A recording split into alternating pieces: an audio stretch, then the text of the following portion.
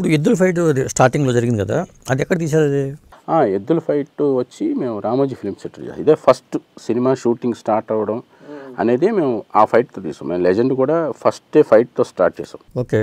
ఏమవుతుందంటే fight sequence తీసినప్పుడు body వచ్చి ఫ్రీ అయిపోతుంది, ఫస్ట్ ఫ్లెక్సిబుల్గా అయిపోయి మనం కంప్లీట్గా ఫిల్మ్లో ఇన్వాల్వ్ అయిపోతాం.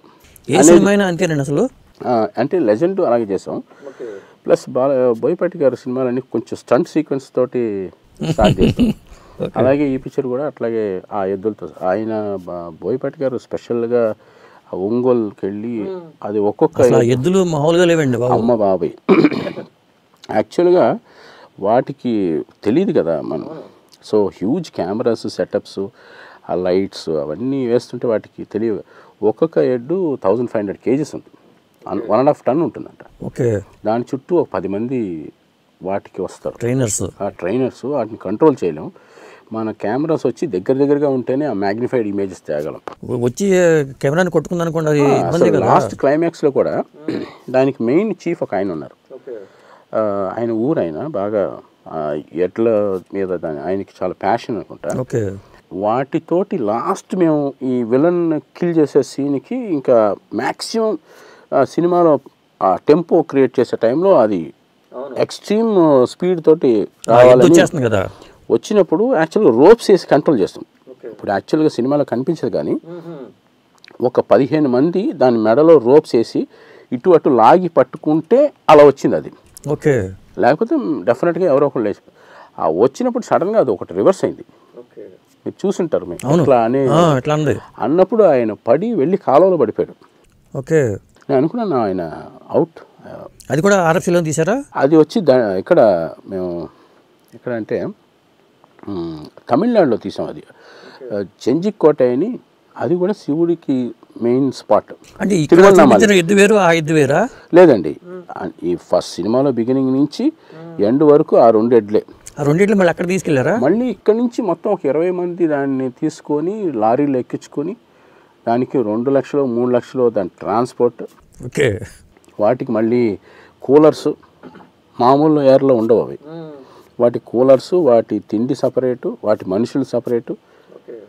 అమ్మో చాలా పెద్ద అరేంజ్మెంట్. అది ఇలా అనేసరికి అతను స్లిప్ అయ్యి ఒక డ్రైనేజ్లో పడిపోయాడు ఆయన. అంటే ఓపెన్ కాలువలాగా ఉంది ఇలాగ వీ షేప్లో, దాంట్లో వెళ్ళి పడిపోయాడు. మేము కెమెరాలు ఆపలేము. అది చూడటానికి మన దగ్గరికి వెళ్తే అది మనల్ని ఇది చేస్తుంది. మొత్తాన్ని కంట్రోల్ చేసి చూస్తే ఆయన సేఫ్. ఓకే. ఇలాంటివి ఇన్సిడెంట్స్ అన్నీ అంటే యాక్షన్ చేయడానికి అంత నెసెసరీ అనిపించింది సినిమాకి. పైగా ఎద్దులకి ఇంపార్టెన్స్ ఉంది కదా. నందీశ్వరుడు, శివుడు అంటేనే నందీశ్వరుడు ఉండాలి. మరి ఆలోచన రావటం అనేది గొప్ప విషయం. Thought very good thought. First ఈయన ఏంటి ఎడ్లు చూడటానికి సపరేట్గా వెళ్ళడం ఏంటి, ఈయన సపరేట్గా వెళ్ళేవాడు. ఈయన వెళ్ళి ఆయన దాన్ని ప్రాక్టికల్గా చూసి అవి పరిగెట్టే స్పీడ్ చూసి వాటిని మనం ఎలా కంపోజ్ చేయాలని మళ్ళీ ఫోన్లో డిస్కస్ చేసి ఆయన తీసుకొచ్చి ప్రతిదీ, అంటే చిన్న పాప వెతికే దగ్గర నుంచి మ్యాక్సిమం ఆ ఎడ్ల వరకు ఆయన పర్సనల్గా విజిట్ చేసి వాటిని ఓకే చేసుకుని వాటిని మళ్ళీ పేపర్ మీద పెట్టి మళ్ళీ మా క్రూ అందరిని పిలిచి వీళ్ళతో డిస్కస్ చేసి ఎలా ఉండాలి ఏంటని. సో ఇంత plan. It is not only 1 person 1 show, సమిష్టిగా అందరు కలిసి దాని మీద వర్క్ చేసాం. అట్స్ అమేజింగ్ వర్కింగ్ స్టైల్. మేబీ అట్లాగే చేయాలేమో సినిమాలన్నీ. ఇలా చేస్తేనే మనం. మీరు ఫస్ట్ టైం ఎడ్లతోనూ వీటితోనూ డీల్ చేయడం అనేది అక్కడ హార్స్ తోటి ఇంతకుముందు చేసాం. అది కొండవీడి దొంగ, ఓకే, అది చిరంజీవి గారి హార్స్ రైడింగ్ అవన్నీ. అప్పుడు నేను అసిస్టెంట్ కెమెరామెన్గా ఉండేవాడిని. అప్పటి నుంచే మనకి ప్రాక్టీస్.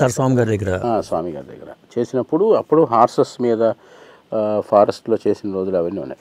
కాకపోతే ఈ టెక్నాలజీ మారిన తర్వాత మన ఇమాజిన్ ఆడియన్స్ థాట్ని ఇంక్రీజ్ చేయాలంటే దాన్ని ఒరిజినల్గా పెట్టాల్సి వచ్చింది కొన్ని సీన్స్లో.